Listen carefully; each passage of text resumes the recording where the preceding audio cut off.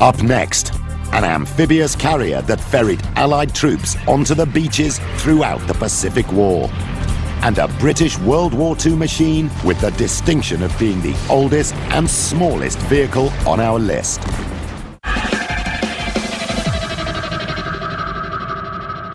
Wars are fought and won by individuals. But without adequately armed and armored machinery, soldiers could never make it to the front lines. Continuing on with our countdown of the top 10 infantry fighting vehicles.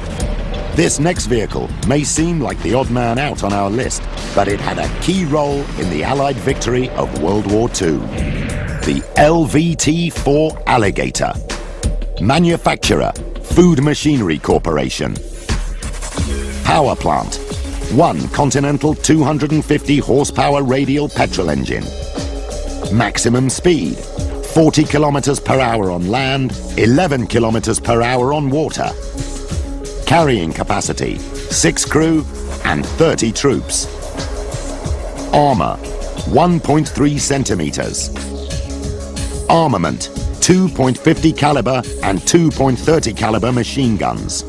Range, 480 kilometers on road, 120 kilometers on water.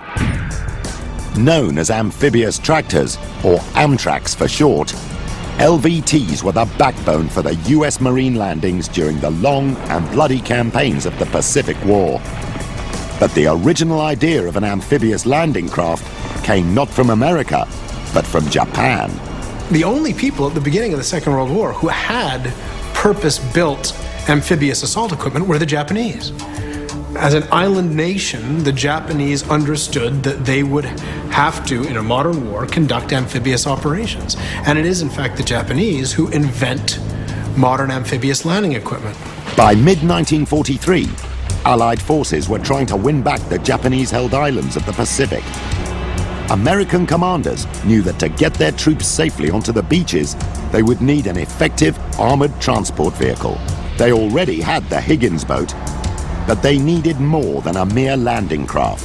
To any American planner who has got to look at the idea of getting across the vast blue Pacific Ocean, to get anywhere near the Japanese home islands, you want to be able to take a tracked tin can full of Marines and put it on shore and allow them to operate without depending on yet another piece of equipment. The answer was the LVT Mark IV.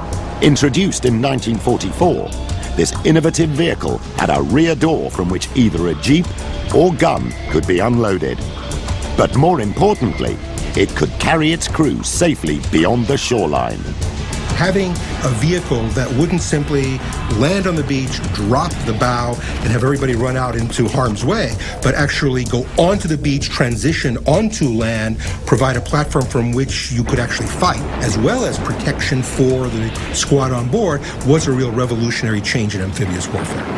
And with a range of onboard armaments, anything from 50 caliber machine guns to 75mm howitzers, the LVT had plenty of firepower to protect its 30 disembarking troops. The LVTs worked in teams, where they were almost miniature armies, if you will, where they put artillery in and then softened up the target, followed by infantrymen. And they even had repair LVTs, which were outfitted with winches and could conduct major repairs on the beach, and they would simply go from island to island to island, clearing out the Japanese.